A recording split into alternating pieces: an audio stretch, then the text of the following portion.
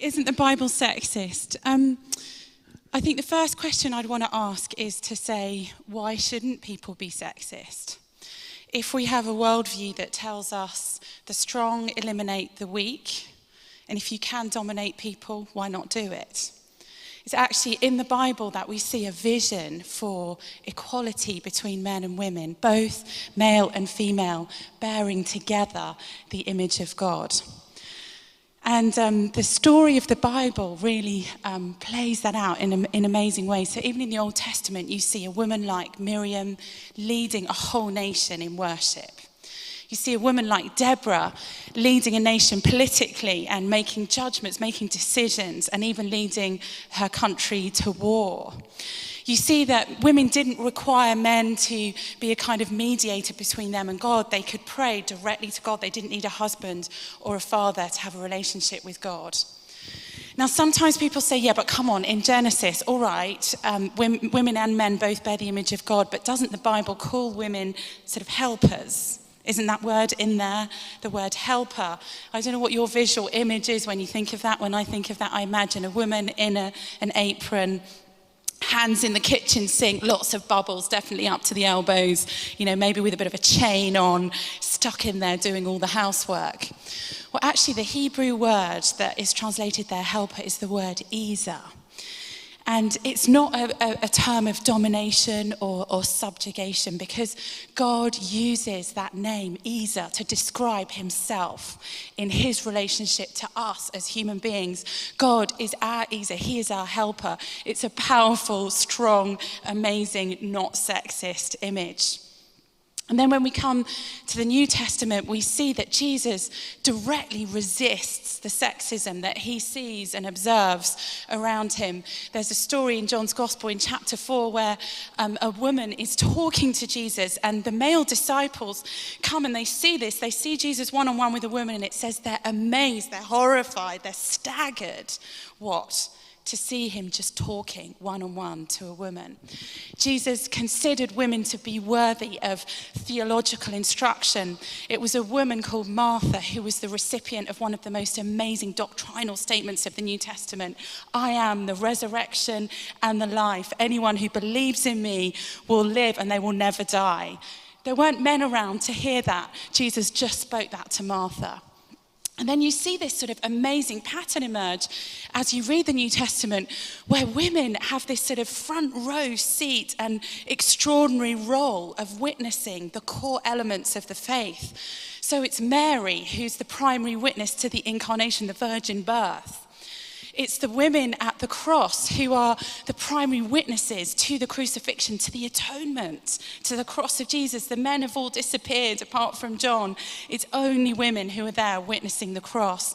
And then, of course, it is women who are first at the resurrection. And then when you read the New Testament, you see in the early church that women like Phoebe led the church in Rome. Women like Junia were considered to be outstanding by Paul among the apostles.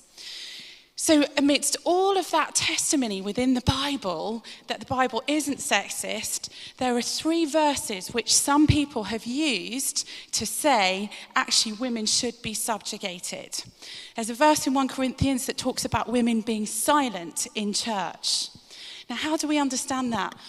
Well, I think if you read the whole letter of Corinthians, you see that in the same letter, the same author tells women how to prophesy when they prophesy in church, which meant speak publicly. And it says, have your hair covered. That meant just modesty in those days. Don't kind of be, showing off your body or your hair while you prophesy.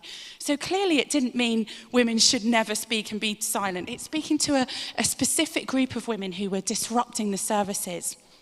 Another verse talks about men being the head of women. The Greek word is kephali. And sometimes that's been taken to mean kind of dominance or subjugation. But if you read the verse in context, you see that God is the head of Christ. So if it means hierarchy, that doesn't make sense of the Trinity. So whatever that kephali word means in terms of a relationship between a man and a woman in a marriage, it doesn't mean domination. In fact, as we read anything about leadership in God's kingdom, we see it's primarily about service, about love, about laying our lives down for one another. And then there's another verse in 1 Timothy chapter 2 that talks about women not teaching, not being permitted to teach or have authority. Now remember, we've already been taught by women like Martha, by women like Mary. We've already seen that women like Priscilla taught. We know that Phoebe taught. She was in authority over the Roman church. So what does that mean? Well, Paul was writing that letter of Timothy to 1 Timothy to the leader of the Ephesian church, Timothy. And the context there was the worship of the goddess Artemis, where women dominated and subjugated men in that culture. And it seems like that, as those women got converted, had crept into the Ephesian church. So Paul is helping Timothy to correct that specific pastoral situation. And most likely, those women were saying, well, Paul says that everyone has sinned in Adam, that we all sinned in Adam. They weren't Jewish. They didn't even know about Eve. They've just heard about this guy, Adam, who caused the world to sin. And then the second Adam, Jesus. And Paul is saying, Timothy, no, you need to explain to them that Eve was involved. She actually sinned first.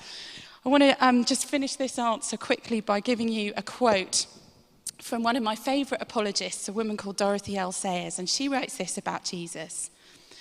Perhaps it is no wonder that the women were the first at the cradle and the last at the cross. They had never known a man like this man.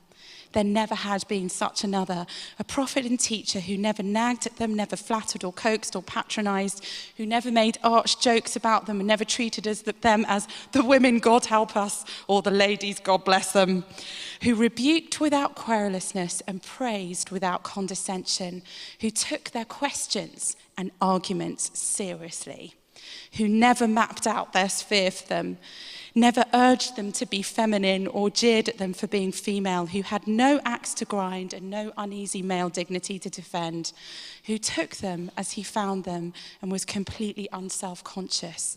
There is no act, no sermon, no parable in the whole gospel that borrows its pungency from female perversity. Nobody could possibly guess from the words of Jesus that there was anything funny about a woman's nature. Is the Bible sexist? I think resoundingly no.